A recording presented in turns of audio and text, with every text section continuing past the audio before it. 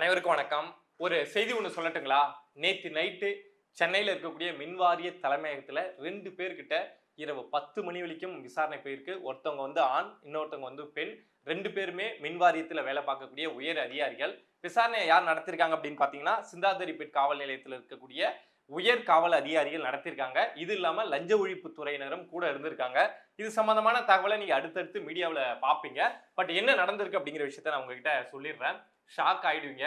ஒரு 10 hard disk வந்து மின்வாரிய தலைமையகத்திலிருந்து மிஸ் ஆயிருக்குங்க. யோசிச்சு பாருங்க. ஒரு துறையுடைய தலைமையகம் அங்க இருந்து 10 ஹார்ட் டிஸ்க் வந்து மிஸ் ஆயிருக்கு. என்ன தேதியில மிஸ் ஆயிருக்கு அப்படின்னு சொல்றாங்க அப்படின்னா, மே 16 மற்றும் 17ஆம் தேதி மிஸ் ஆயிருக்கு. இந்த நாட்கள்ல தான் தலைமையகத்துல கம்மியான பணியாட்கள் வந்து வேலை செஞ்சிருக்காங்க.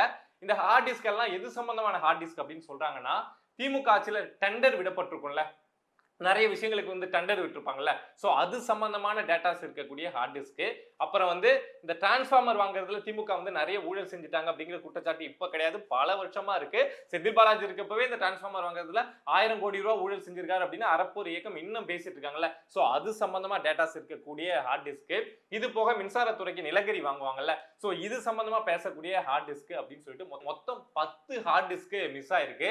இது சம்பந்தமான விஷயம் எப்படி தெரிய வருது அப்படின்னா, இப்போ தாவேகா அரசுடைய மின்சாரத்துறை அமைச்சரா இருக்கக்கூடிய சிடிஆர் நிர்மல்குமார் வந்து இந்த மின்வாரிய தலைமையகத்துல ஒரு விசிட் அப்படிங்கிறத பண்ணிருக்காங்க. அப்ப அவங்க பண்றாங்கன்னா கூடவே அதிகாரிகள் எல்லாம் போயிருப்பாங்கல்ல, அவங்களுக்கு அது சம்பந்தமான டீட்டெயில் எதுல என்னென்ன இருக்கும் அப்படிங்கிற விஷயம் எல்லாம் தெரியல. அப்படி இருக்கப்போ அதிகாரிகள் சொல்ல சொல்ல சில அவங்களுடைய கைடன்ஸோடைய சிடிஆர் நிர்மல்குமார் வந்து இந்த சம்பந்தமான டேட்டாஸ் காமிங்க அப்படின்னு கேட்கிறப்போ அது சம்பந்தமான ஹார்ட் டிஸ்க் மிஸ்ஸிங் அப்படின்னு தெரிய வருது. அடுத்து இது சம்பந்தமான டிரான்ஸ்ஃபார்மர் வாங்கினது இது சம்பந்தமான டேட்டாஸ் காமிங்க அப்படின்னு சொல்றப்போ அது சம்பந்தமான ஹார்ட் டிஸ்க் மிஸ்ஸிங் அப்படின்னு தெரிய வருது. இதே மாதிரி கிட்டத்தட்ட 10 ஹார்ட் டிஸ்க் வந்து மின்வாரிய தலைமையகத்துல இருந்து மிஸ் ஆயிருக்கு. இதை பார்த்த நிர்மல்குமார் வந்து ஷாக் ஆயிட்டு, என்னங்க 10 ஹார்ட் டிஸ்க காணும் அப்படின்னு சொல்லிட்டு அந்த போலீஸ் லிமிட் எதுல வருது அப்படின்னா சிந்தாதிரிப்பேட் காவல் நிலையத்துல வருது. ஸோ அங்க போயிட்டு ஒரு கம்ப்ளைண்ட் அப்படிங்கிறத கொடுக்குறாங்க. ஸோ அதுக்கப்புறம் காவலர்கள் அங்க போயிட்டு இதை மாதிரி சிசிடிவி ஃபுட்டேஜஸ் இருக்கும்ல, ஸோ அதை வச்சு செக் பண்ண போனா திமுக பத்தி நமக்கு தெரியாதா, ஒரு குற்ற சம்பவம் நடக்குதுனாவே அங்க சிசிடிவி இல்லாம பண்ணிடுவாங்க. அப்படிங்கிறப்போ இங்க சிசிடிவில நிறைய வேலைகள்லாம் பார்த்து நிறைய சிசிடிவி வந்து ஒர்க் ஆகாம இருந்திருக்கு. பட் எந்த இடத்த ஒர்க் ஆகல, எந்த அதிகாரி உட்கார்ற இடத்த ஒர்க் ஆகல, எந்த அதிகாரி இதை கிராஸ் பண்ணி போயிருக்காங்க அப்படின்னு தேடி போறப்போ ஒரு 2 அதிகாரிகள் மேல சந்தேகம் வந்து அவங்க கிட்ட நேற்று இரவு விசாரணை அப்படிங்கறத நடத்திருக்காங்க.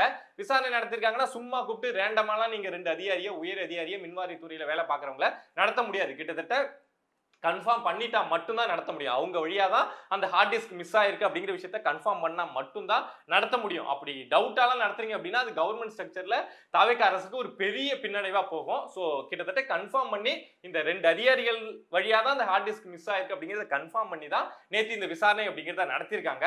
இந்த விஷயத்த நம்ம கேள்விப்படுறப்போ நம்மளால சிம்பிளா புரிஞ்சிக்க முடியுது. ஒன்றும் கிடையாது, திமுகவுக்கு வேலை செய்யக்கூடிய அதிகாரிகள் இன்னும் இந்த தாவேகா அரசுல இருப்பாங்கல்ல, சோ அவங்கள வச்சு இந்த திமுகவுடைய மின்சாரத்துறை அமைச்சரா இதுக்கு முன்னாடி இருந்த செந்தில் பாலாஜோ இல்ல அதுக்கப்புறம் இருந்த எஸ் சிவசங்கரோ அவங்களோட டீம் வந்து இந்த டேட்டாஸ்லாம் இங்க இருக்கு, இதெல்லாம் தோண்டி தாவேகா அரசு இப்ப புதுசா வந்திருக்கக்கூடிய அரசு வந்து தோண்டி எடுத்தாங்கன்னா நம்ம மாட்டிப்போம், ஜெயிலுக்கு போனாலும் போயிடுவோம், அந்த காலி பண்ணோம், அந்த ஹார்ட் டிஸ்க் இருக்க கூடாது அப்படின்னு சொல்லிட்டு அவங்களுக்கு கையாளா இருக்கக்கூடிய வேலை செய்யக்கூடிய அதிகாரிகளை வச்சு இதை திருடியிருக்காங்க அப்படிங்கிறது தான் இந்த சம்பவத்தை பாக்குறப்போ நமக்கு புரியுது. நமக்கே புரியுதுங்கிறப்போ காவல்துறைக்கு புரியாதா? காவல்துறைக்கு புரியும், ஆனா அதை வந்து அவங்க ஆதாரப்பூர்வமா கொண்டு போகணும்ல. சோ அதுக்காக தான் நேற்று 2 அதிகாரிகள் கிட்ட விசாரணை நடத்திருக்காங்க. சோ அவங்கள வச்சு அப்படியே லூப் பிடிச்சு போனாங்க அப்படின்னா, இந்த அதிகாரிகள் வழியா காணா போயிருக்கு அப்படின்னா மேல யாரு சொல்லி இந்த அதிகாரிகள் செஞ்சாங்க அப்படின்னு போவாங்க. சோ அவங்க யாரு சொல்லி செஞ்சாங்க அப்படின்னு போனாங்கன்னா இந்த விஷயம் அமைச்சர் லெவலுக்கு போய் நிக்கும். மிஸ் ஆன இந்த 10 ஹார்ட் டிஸ்க்லயே இவ்வளவு இருக்கு அப்படின்னா இந்த 5 வருஷத்துல இந்த மின்சாரத்துறையில திமுக எவ்வளவு செஞ்சிருப்பாங்க, அதெல்லாம் தோண்டி எடுக்கணும். இந்த 2 அதிகாரிகளை விசாரிச்சாங்கல்ல, இதோட இந்த விசாரணை அப்படிங்கிறது நின்ற கூடாது. இதுக்கு யாரு காரணம், அதுக்கு யாரு காரணம் அப்படின்னு இந்த காவல்துறையும் இந்த லஞ்ச ஒழிப்பு துறையும் இந்த தாவேகா அரசும் தேடி போனாங்க அப்படின்னா கண்டிப்பா அது செந்தில் பாலாஜோ இல்ல அதுக்கப்புறம் மின்சாரத்துறை அமைச்சராக இருந்த சிவசங்கரோ அவங்க கிட்ட தான் போய் நிற்கும். இந்த தாவேகா அரசு அப்படி போவாங்களா, அவங்கள பிடிச்சு போவாங்களா, கைது செய்யற அளவுக்கு எல்லாம் போவாங்களா அப்படின்னா எனக்கும் ரொம்ப நாளா ஒரு சந்தேகம் அப்படிங்கிறது இருந்தது. எந்த அரசு வந்தாலும் கைதே நடக்க மாட்டேங்குது, அது சம்பந்தமான டீட்டெயில் இது சம்பந்தமான முறைகேடெல்லாம் வெளியிடுறாங்க, ஆனா கைதே நடக்க மாட்டேங்குது அப்படிங்கிற ஒரு சந்தேகம் எனக்கு இருந்துகிட்டே இருந்தது. ஒரு சின்ன பையனை கூட கைது பண்ண மாட்டேங்கிறாங்களே அப்படிங்கிற சந்தேகம் கோபம் எனக்கும் இருந்துகிட்டே இருந்தது. ஆனா இப்போ தாவேகா அரசு செய்யக்கூடிய நடவடிக்கை, அவங்க எடுக்கக்கூடிய விஷயங்கள்லாம் பாக்குறப்போ கைது பண்ணுவாங்க, அதாவது ஆதாரப்பூர்வமா அது அமைச்சரா இருந்தாலும் சரி, அமைச்சருக்கு அதாவது முன்னாள் அமைச்சரா இருந்தாலும் சரி, அமைச்சருக்கு மேல இருக்கக்கூடிய நபரா இருந்தாலும் சரி, சிஎம் உடைய மகனா இருந்தாலும் சரி, ஆதாரப்பூர்வமா மாட்டினா கைது பண்ணுவாங்க அப்படின்னு தான் எனக்கு தோணுது. ஏன்பா அப்படின்னா இன்னைக்கு கைது நடந்திருக்குங்க. நம்ம திருச்சி சூர்யா தெரியும்ல, சோ அவரை இன்னைக்கு கைது பண்ணிட்டாங்க. முக்தார் இருக்காரு இல்லையா, லேகிய மாமா முக்தார், அவர் வந்து தலைமறைவு. இவங்க ரெண்டு பேரையும் கைது பண்றதுதான் பிளானு. பட் அவர் வந்து தலைமறைவு ஆயிட்டதுனால இப்போ வந்து சூர்யாவை கைது பண்ணிட்டாங்க. எதுக்காக கைது பண்ணியிருக்காங்க அப்படின்னா, இவங்க ரெண்டு பேருமே தெரியும் கான்ட்ரோவர்சியா பேசக்கூடியவங்க, இஷ்டத்துக்கு பேசக்கூடியவங்க. முக்கியமா பெண்கள் விஷயத்துல எல்லாம் என்னமோ கூடவே இருந்து பார்த்த மாதிரி, ரூமுக்குள்ள இவங்களுடைய கண்ணு வந்து ஒரு சிசிடிவி கேமராவா இருந்த மாதிரி நிறைய விஷயங்களை தவறா பெண்களை அவதூறா பேசுவாங்க. சோ அது சம்பந்தமா ஒரு 10 நாளைக்கு முன்னாடி இவங்க ரெண்டு பேரும் சேர்ந்து கண்ணா புண்ணான்னு பேசியிருக்காங்க. யாரை பத்தி பேசியிருக்காங்க அப்படின்னா, பாஜகவில் இருக்கக்கூடிய விளையாட்டு மேம்பாடு மற்றும் திறன் மேம்பாட்டுத்துறை பிரிவில் இருக்கக்கூடிய அலிசா அப்துல்லா அப்படிங்கிறவங்களை பத்தி இவங்க ஒரு 10 நாளைக்கு முன்னாடி இஷ்டத்துக்கு கண்ணா புண்ணான்னு பேசியிருக்காங்க. எந்த அளவுக்கு அப்படின்னா, இந்த அலிசா அப்துல்லா இருக்காங்க இல்லையா, இவங்களுக்கு 2 குழந்தைகள் இருக்காங்க. அதுல ஒரு குழந்தையோட ஃபேஸ் வந்து இவங்களுடைய ஃபேஸும், இன்னொரு குழந்தையோட ஃபேஸ் வந்து அண்ணாமலை அவங்களுடைய ஃபேஸும் வச்சு எதுக்காக வச்சிருப்பாங்க, என்ன சொல்லியிருப்பாங்க, அந்த இன்டர்வியூல என்ன பேசியிருப்பாங்க அப்படின்னு உங்களுக்கு நேரம் புரிஞ்சிருக்கும் அப்படின்னு நினைக்கிறேன். ஸோ அப்படி வச்சு ரொம்ப அவதூறா பேசியிருக்காங்க. இந்த அலிசா அப்துல்லா இருக்காங்கல்ல, இவங்க யார் அப்படின்னு பாத்தீங்கன்னா, பெண் மோட்டார் பந்தய சாம்பியன், இந்தியாவில் முதல் பெண் மோட்டார் பந்தய சாம்பியன். அந்த அளவுக்கு ஒரு பெருமை மிக்க பெண் தான் அவங்க. ஸோ அவங்கள பத்தி இவங்க இந்த அளவுக்கு மோசமா பேசியிருக்காங்க. ஸோ இதை பார்த்து மனம் தாங்க முடியாம ஒரு 2 நாளைக்கு முன்னாடி வந்து இந்த அலிசா அப்துல்லா வந்து மீடியா முன்னாடி அழுதுட்டாங்க. இத மாதிரி நடந்திருக்கு, நடவடிக்கை எடுக்கணும், ஆனா யாருமே எடுக்க மாட்டேங்கிறாங்க அப்படின்னு சொல்லிட்டு அழுதுருக்காங்க. ஏன்னா திமுக அரசு இந்த முக்தாரை தொடவே தொடாது. திருச்சி சூர்யா வந்து திமுக அரசுலயும் எவ்வளவோ விமர்சனங்கள் என்னென்னமோ பண்ணாங்க, எவ்வளவோ மட்டமான பேசினாங்க. அப்பயும் இந்த திமுக அரசு ஒரு பெரிய நடவடிக்கை அப்படிங்கிறத திருச்சி சூர்யா மேல எடுக்காம தான் இருந்தது. பட் இந்த பெண் வந்து இப்ப அழுததுக்கு அப்புறம் ஒன்றும் பெருசா நடவடிக்கை இருக்காது, சும்மா அப்படியே அமைதியா தான் இதையும் கடந்து போயிடுவாங்க அப்படின்னு நினைச்சேன். அப்படிலாம் இல்ல.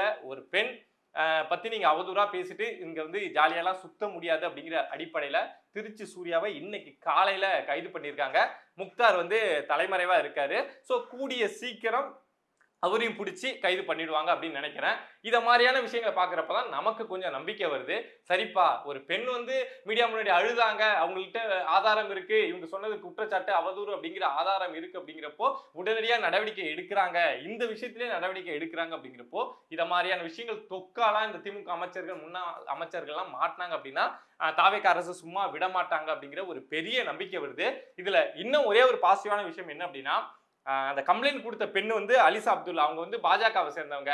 சோ அவங்க எங்கேயாவது கத்திட்டு இருக்காங்க, ஏதாவது பண்றாங்க, அதை நம்ம என்ஜாய் பண்ணுவோம் அப்படின்னு இல்லாம அவங்க பாஜகவை சேர்ந்தவங்களா இருந்தாலும் ஒரு பெண் பாதிக்கப்பட்டாங்க அப்படின்னு சொல்லிட்டு இந்த விஷயத்துல உடனடியா கைது நடவடிக்கை செஞ்சது அப்படிங்கிறது உண்மையாலும் தாவேக அரசை பார்த்து வரவேற்க வேண்டிய ஒரு விஷயம். இத மாதிரி நிறைய சம்பவங்கள் நம்மளை சுத்தி நடந்துகிட்டே இருக்கு. அதெல்லாம் நீங்க தெரிஞ்சுக்கணும் அப்படின்னு நினைச்சீங்கன்னா மறக்காம பிரபா டாக்ஸ் சேனலை சப்ஸ்கிரைப் பண்ணி சப்போர்ட் பண்ணுங்க. நீங்க இருக்கீங்க அப்படிங்கிற நம்பிக்கையில தான் நான் இங்க உட்காந்து பேசிட்டு இருக்கேன். சப்போர்ட் பண்ணுங்க அப்படின்னு நம்புறேன். நன்றி.